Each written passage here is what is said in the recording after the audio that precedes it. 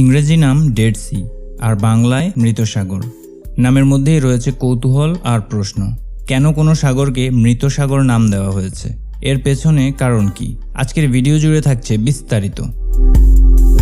জর্ডানে এমন একটি সাগর রয়েছে যার নাম ডেড সি বা মৃত সাগর। আর মজার বিষয় হলো এই সাগরে কোনো কিছুই ডুবে যায় না। মানে আপনি যদি সাঁতার নাও জানেন আর এই সাগরে পড়ে যান তবে আপনি ডুবে যাবেন না, ভেসেই থাকবেন। আর এই চমৎকার বিষয়টি উপভোগ করতে প্রতি বছর অসংখ্য পর্যটক ভিড় জমায় সেখানে।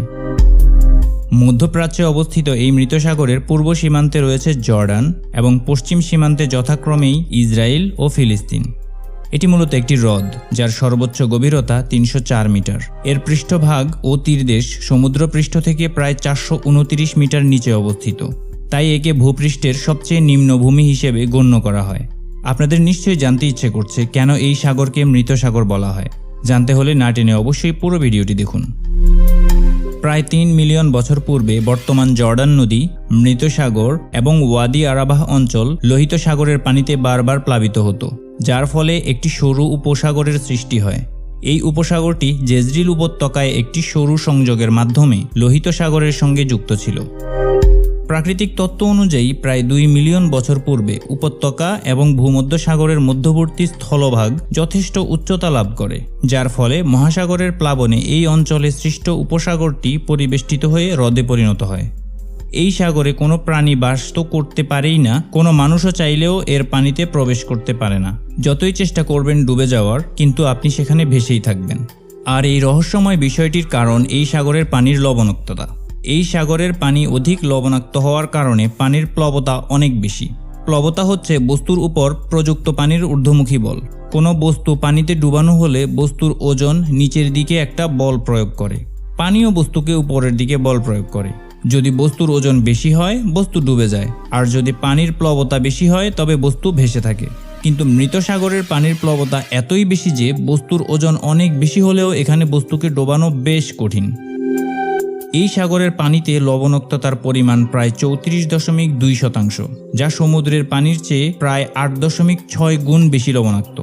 আর এই অত্যাধিক লবণাক্ততার কারণে সৃষ্ট প্রতিকূল পরিবেশে জলজ প্রাণীরা বসবাস ও জীবন ধারণ করতে পারে না। তাই এই সাগরে কোনো প্রাণের বাস নেই বললেই চলে। আর এই কারণেই এই জলাভূমির নাম দেওয়া হয়েছে মৃত সাগর বা ডেড সি।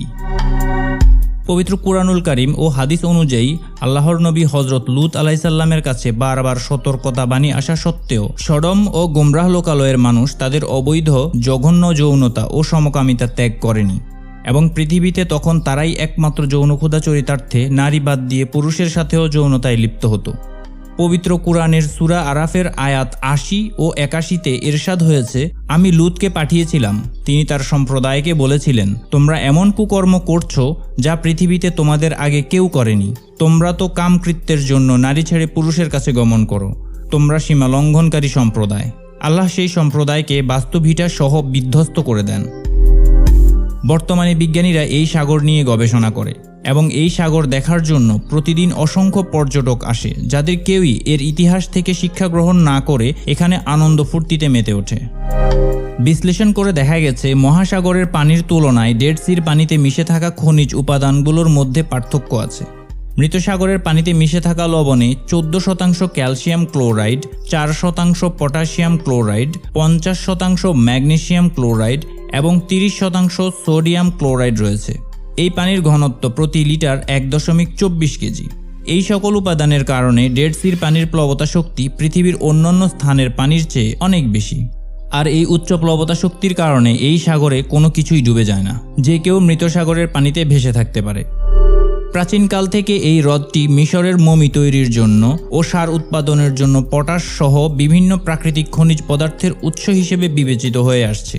এই হ্রদ থেকে প্রাপ্ত লবণ ও খনিজ পদার্থ বিভিন্ন প্রসাধনী ও সুগন্ধি দ্রব্য তৈরিতে ব্যবহৃত হয়।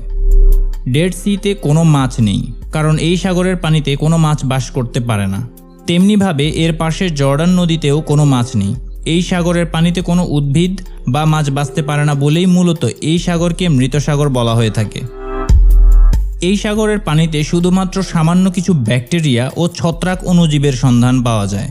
ডেড সির তীরবর্তী পাহাড়ি অঞ্চলে উট, খরগোশ, খেক শিয়াল এমনকি চিতাবাঘ দেখতে পাওয়া যায়।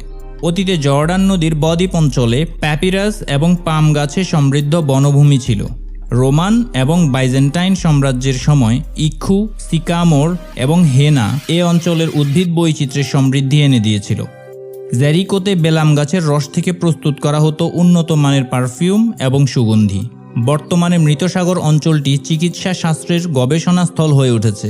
এর মূলে রয়েছে হ্রদের পানিতে খনিজ দ্রব্যাদির বিপুল উপস্থিতি, বাতাসে অ্যালার্জি উৎপাদক দ্রব্য এবং পরাগরেণুর স্বল্পতা, উচ্চ ভূমণ্ডলীয় চাপ এবং সৌর বিকিরণে অতি বেগুনি উপাদানের কম উপস্থিতি। উচ্চ বায়ুমণ্ডলীয় চাপ শ্বাসকষ্টে ভুগতে থাকা রোগীদের জন্য বেশ উপকারী। চর্মরোগ, সিরিয়াসিসের জন্য দীর্ঘ সময় সূর্য স্নান বেশ উপকারী। এই অঞ্চলে অতি বেগুনি রশ্মির স্বল্পতা সূর্য স্নানের উপযুক্ত পরিবেশ সৃষ্টিতে বেশ সহায়ক ভূমিকা রেখেছে। এছাড়া রোগ নিরাময়ের জন্য মৃতসাগরের লবণও বেশ উপকারী বলে বিজ্ঞানীদের গবেষণায় উঠে এসেছে। তো ভিউয়ার্স, কেমন লাগলো মৃতসাগরের গল্প? পরবর্তীতে এমন আরও ইন্টারেস্টিং ভিডিও পেতে আমাদের চ্যানেলটি সাবস্ক্রাইব করে পাশে থাকা বেল আইকনটি অন করে দেবেন।